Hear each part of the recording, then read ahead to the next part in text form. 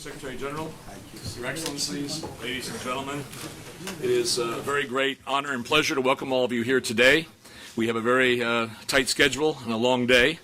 On behalf of the EastWest Institute and our partners, CNS and the Global Security Institute, we'd like to welcome you for our day where our purpose is to review the progress that has been made since Secretary General Ban Ki-moon's 3 years ago to this date in this forum set out a bold and important 5-point plan, which has been much discussed and much debated. And we're honored, Mr. Secretary General, that 3 years later you return and we see where we stand and where we need to go. I'd now like to move on and call our partner, Jonathan Granoff. What has struck me about the leadership of the Secretary General on both the nuclear issue as well as the issues of climate change and poverty is his emphasis on the conjoining of the moral imperative with the practical imperative, and his emphasis consistently on the need for higher levels of multilateral cooperation. And if there's anything that the EastWest Institute distinguishes itself in doing is promoting effectively multilateral cooperation, and that indeed is the commitment as well of the Global Security Institute and its programs Parliamentarians for Nuclear Non-Proliferation and Disarmament.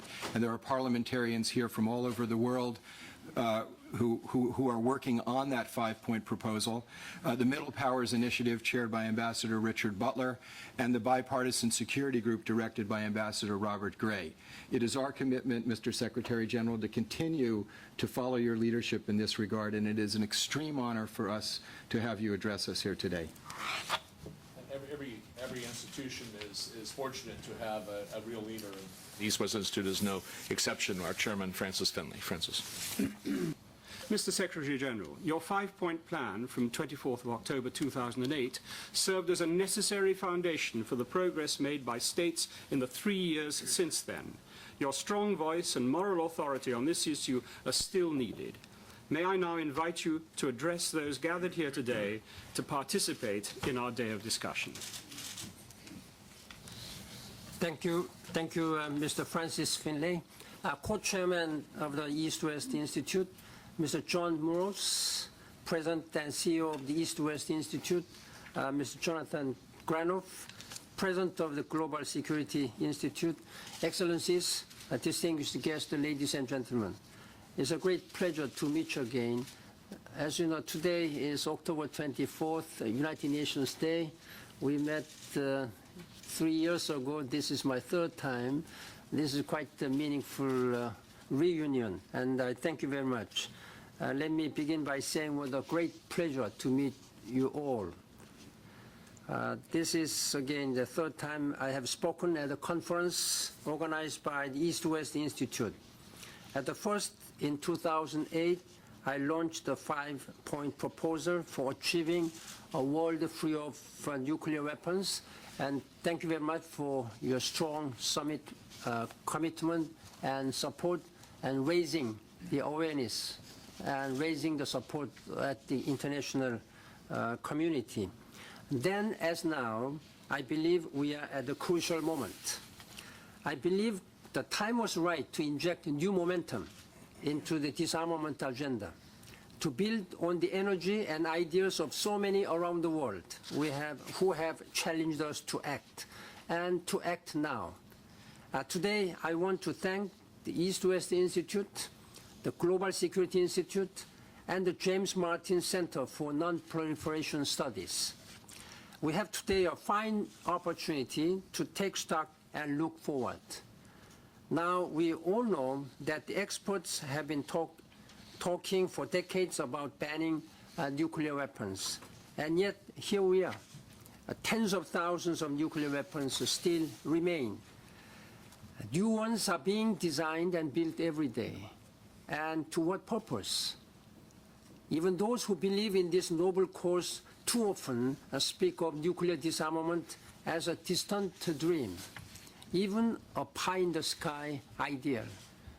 As the Secretary General, I want to bring disarmament down to earth, not a pie-in-the-sky ideal. Instead of hearing the word disarmament floating in the air, I want to see disarmament effects on the ground. This is what inspired my 5-point proposal for action.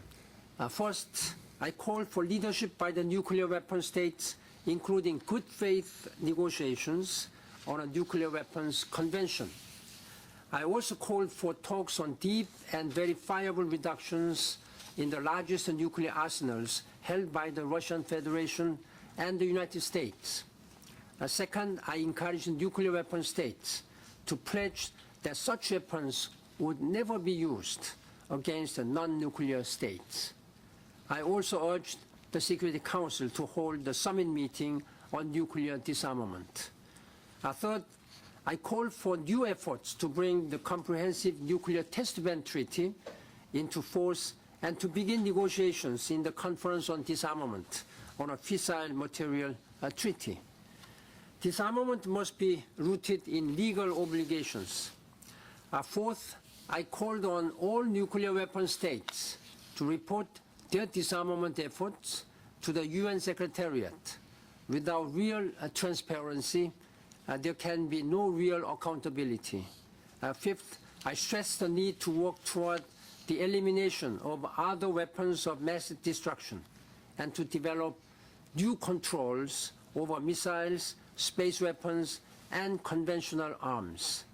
3 years on, we have seen some concrete progress.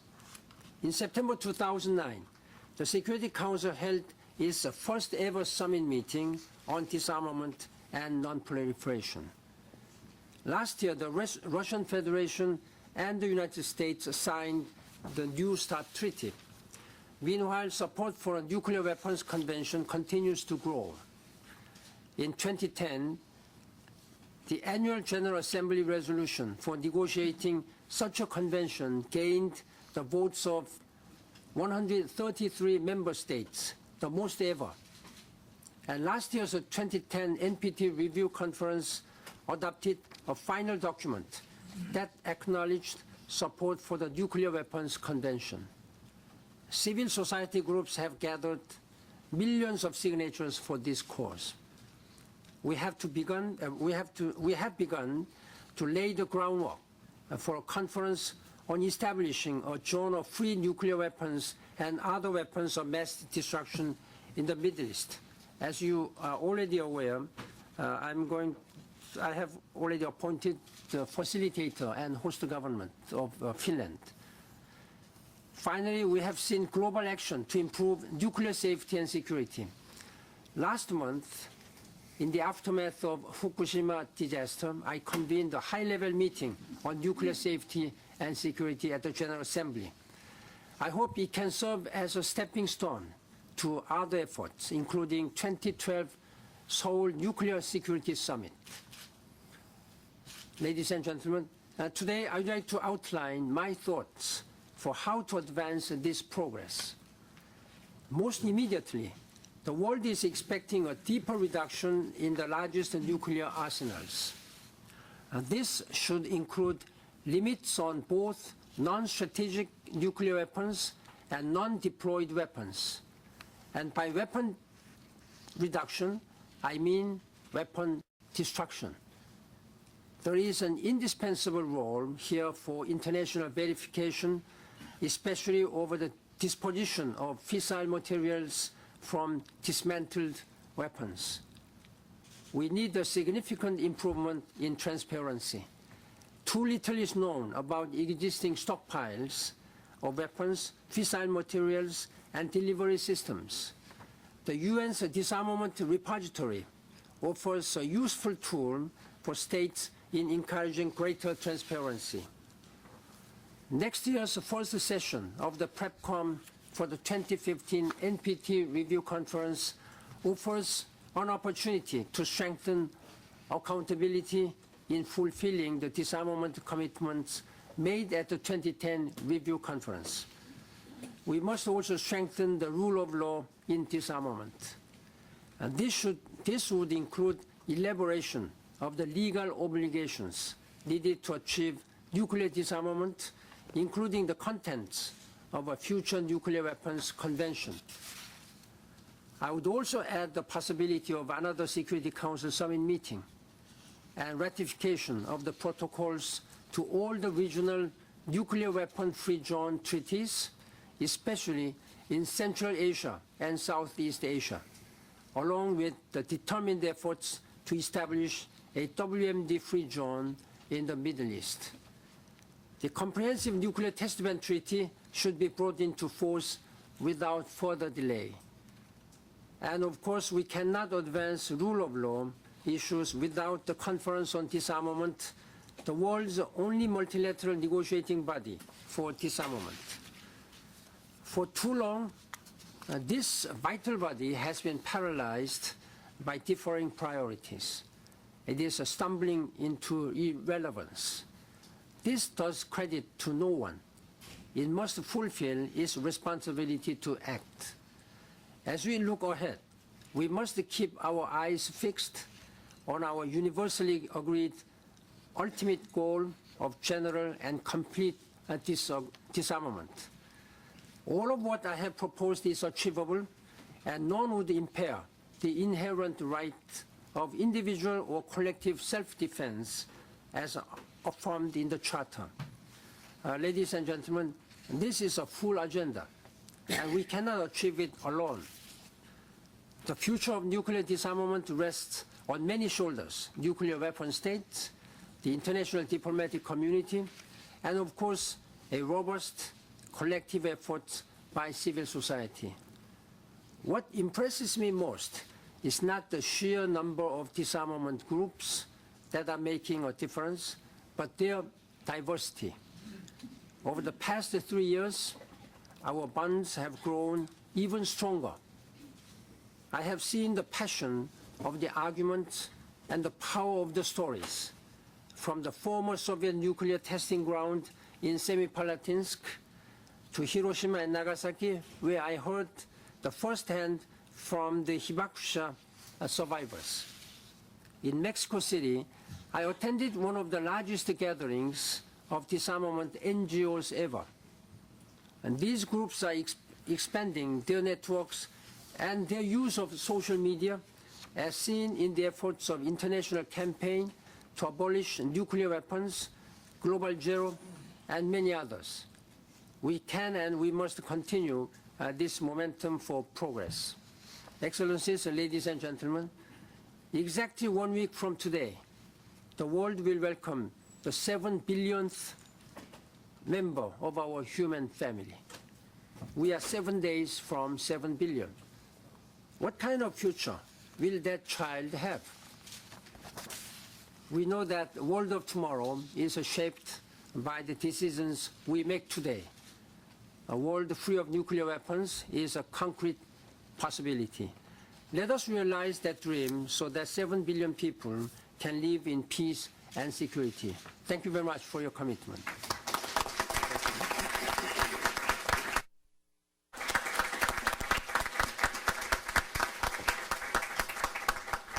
Mr. Secretary General, on behalf of everyone here, may I thank you for your inspirational remarks. Just as you did 3 years ago, you've laid out a roadmap and plan for the future few years and given a focus for our discussions for the rest of today. So thank you very much for finding the time to join us today. We greatly valued your presence. Thank you. Thank you.